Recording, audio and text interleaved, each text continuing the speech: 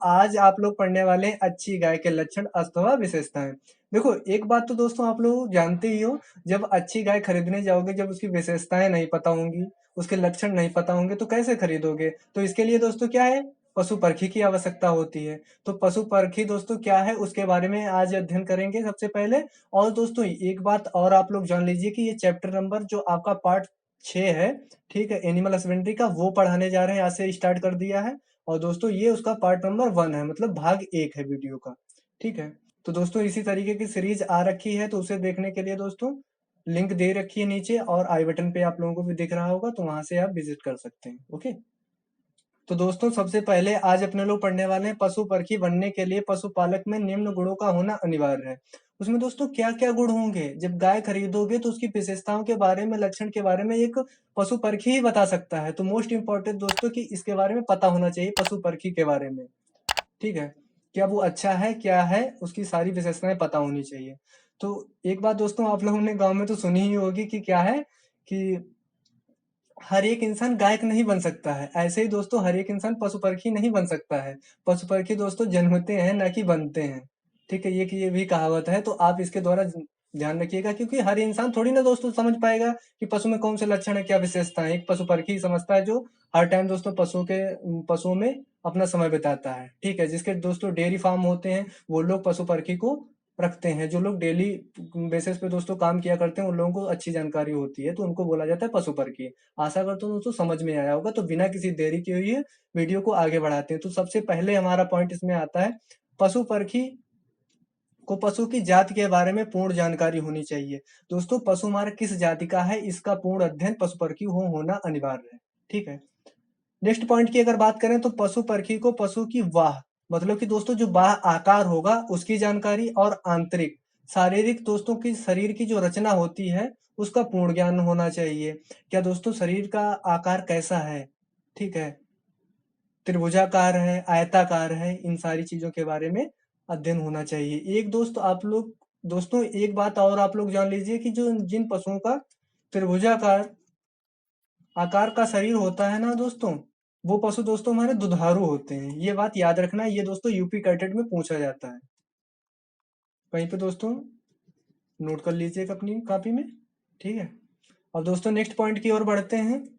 पशु परखी में विभिन्न गुणों की तुलना करके तुरंत ही निर्णय लेने की क्षमता होनी चाहिए। अब दोस्तों चीज समझिएगा, पशु की विशेषता क्या है, उसके लक्षण सही हैं या क्या विशेषता है दोस्तों, उसका निर्णय लेने की क्षमता पूर्ण रूप से होनी चाहिए, तुरंत ले सके। या ऐसा ना हो कि पशु परखी क्या दोस्तों धमकी, या दोस्तों कह सकते हैं कि किसी भी प्रकार के दबाव में आकर झूठ बोल दे, तो इसकी भी एक उसके अंदर क्षमता होनी चाहिए। नेक्स्ट पॉइंट की दोस्तों बात करें, तो पशु परखी को पशु के शारीरिक, देखो शारीरिक पुष्टिकरण का पूर्ण ज्ञान होना चाहिए। अब उसका शारीरिक दोस्तों पुष्टिकरण किस तरीके का है, उसका अगर पूर्ण ज्ञान अगर पशु परखी को नहीं होगा, तो तब भी वो पशु परखी नहीं बन सकता है। नेक्स्ट दोस्तों पॉइंट की बात करें, पशुपालन व्यवसाय में पशु परखी की विशेष रुचि होनी चाहिए। मैंने पहले ही बोला दोस्तों, वो पशु परखी जो भी हो, वो दोस्तों उसके पास उसके खुद के पशु हों, या वो पशु परखी किसी भी दोस्तों डेयरी फार्म में काम कर रहा होगा, ठीक है, कर रहा हो, तभी वो दोस्तों अच्छा पशु परखी बन सकता है।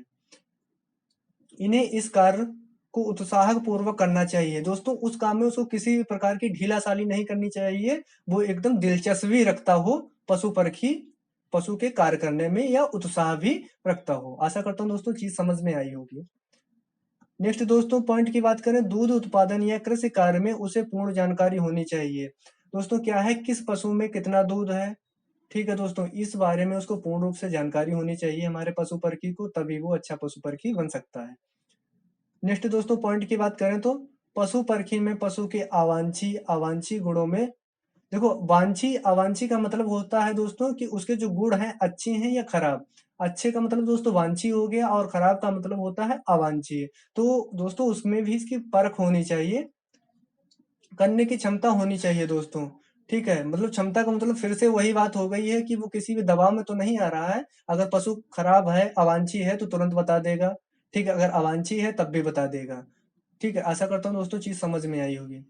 नेक्स्ट पॉइंट की बात करें, तो पशु परखी को अपने निर्णय में दृढ़ होना चाहिए। दृढ़ का मतलब समझ पा रहे हो दोस्तों, किसी भी प्रकार का दबाव नहीं होना चाहिए, पूर्ण से निडर होना चाहिए। और दोस्तों जो निर्णय ले वो पूर्ण रूप से सही फैसला लेना चाहिए, ओके, आशा करता हूँ दोस्तों समझ में आई होंगी चीज़ें। अगर किसी भी प्रकार का इसमें डाउट है तो कमेंट करके ज़रूर बताएँ। पहली बात, इसमें किसी भी प्रकार का डाउट होने की ज़रूरत ही नहीं है, क्योंकि ये दोस्तों बहुत ईज़ी है, सभी बच्चों को आसानी से समझ में आएगा। नेक्स्ट दोस्तों है पशुओं का निर्णय। अब पशुओं का निर्णय ले रहा है पशु परखी, तो किन-किन बातों का ध्यान रखना है, उस पे चर्चा कर ली जाए। तो सबसे पहला है इसमें उसकी पौष्टिक दशा। उसकी पौष्टिक दशा, उसका शरीर का आकार होता है दोस्तों, जैसे सिर हो गया, गर्दन है, शरीर है, अनुपातिक बनावट, किस तरीके की उसकी बनावट है, इसके बारे में भी जानकारी होनी चाहिए, जो पशु परखी होगा। ठीक है दोस्तों। नेक्स्ट अगर बात करें तो रीढ़ की हड्डी का सीधापन, जो रीढ़ की हड्डी होती है सीधी है या दोस्तों धनुआकार है, इसके बारे में भी जानकारी होनी चाहिए। पुट्ठों का ढलाव, पुट्ठों का ढलाव किस तरीके का है, उस पे भी दोस्तों अच्छी जानकारी पकड़ होनी चाहिए पशु परखी को। तथा पैरों की लंबाई को भी ध्यान पूर्वक देखा जाता है। अब दोस्तों पशु परखी जो होगा वो पैरों को भी ध्यान पूर्वक देखा जाएगा कि उसके पैर छोटे हैं या बड़े हैं, लंगड़ा रहा पशु है, इन सारी चीजों की जानकारी होनी ही चाहिए। नेक्स्ट अगर बात करें तो किसी आदर्श पशु से तुलना करानी चाहिए। आदर्श पशु का मतलब दोस्तों समझ पा रहे होंगे, वो पूर्ण रूप से वांछी होना चाहिए, मतलब उसके अंदर सारी दोस्तों विशेषताएं होनी चाहिए। ठीक है दोस्तों, आशा करता हूँ समझ में आया होगा कि जिस तरीके से पशु होते हैं, अच्छे पशु माने जाते हैं जो डेयरी फार्म में होते हैं, तो उनसे उनको क्या करा देना चाहिए, तुलना करवाना चाहिए। तो तुलना से ये पता चल जाता है कि पशु हमारा अच्छा है या खराब है, उससे भी दोस्तों कुछ ना कुछ आइडिया तो लग ही जाता है। ठीक है, आशा करता हूँ दोस्तों चीज समझ में आई होगी।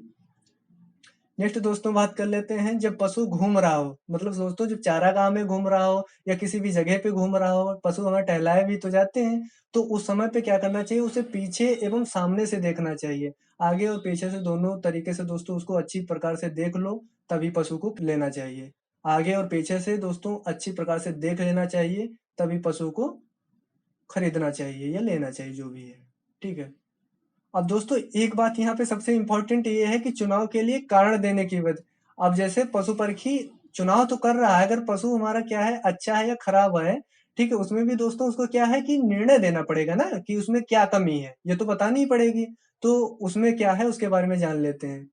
चुनाव के लिए कारण देने की विधि में दोस्तों इम्पोर्टेंट क्या है, दोस्तों जो चीज इम्पोर्टेंट थी उसी को लिखा है।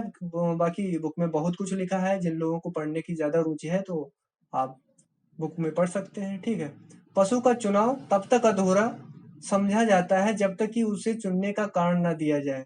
देखो दोस्तों, आप पशु परखी हैं मान लीजिए, अब दोस्तों क्या है, पशु को चुन रहे हो जैसे, तो पशु में क्या कमी है, ठीक है दोस्तों, क्या उसमें सही है पशु, क्या क्या विशेषताएं हैं, कमी और विशेषता के बारे में पूर्ण जानकारी होनी चाहिए। तो दोस्तों जब कमी होगी तभी तो ये बता पाओगे कि इस पशु में कमी है।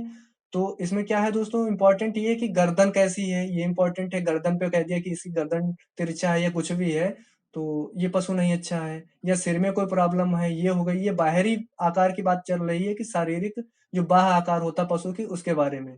ठीक है, एक बात और बता दें, अगर पशु के बाह्य शारीरिक आकार को पढ़ना है तो दोस्तों वीडियो आप लोगों को अवेलेबल है हमारे दोस्तों, प्लेलिस्ट में जाइए एनिमल हस्बेंड्री की, और वहां से देख सकते हैं।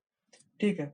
और दोस्तों आंख, कान तथा गलकंबल आदि जाति के अनुरूप होना चाहिए। अगर अच्छी जाति का पशु है, ठीक है, अगर उसमें ये सारी चीजें मिल रही हैं, तब तो पशु परखी क्या है, निर्णय अपना दे देगा कि ये पशु अच्छा है, खरीद लीजिए या ले लीजिए, जो भी है।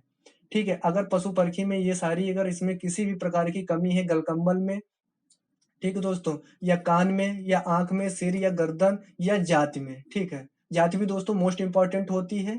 ठीक है, दुधारू जातियों के पशु जो होते हैं दूध अच्छा देते हैं, तो इन सारी चीजों पे भी वीडियो बने हैं, तो वहाँ वो भी आप लोग देख सकते हैं। तो आशा करता हूँ दोस्तों चीजें समझ में आई होंगी। अगर किसी भी प्रकार का, किसी भी तरीके का आप लोगों को पूछना हो तो प्लीज हमारा व्हाट्सअप नंबर यहाँ पे आप लोगों को दिख रहा होगा दोस्तों, इसको ज्वाइन करिएगा और यहाँ से आप अपनी समस्या का समाधान पा सकते हैं।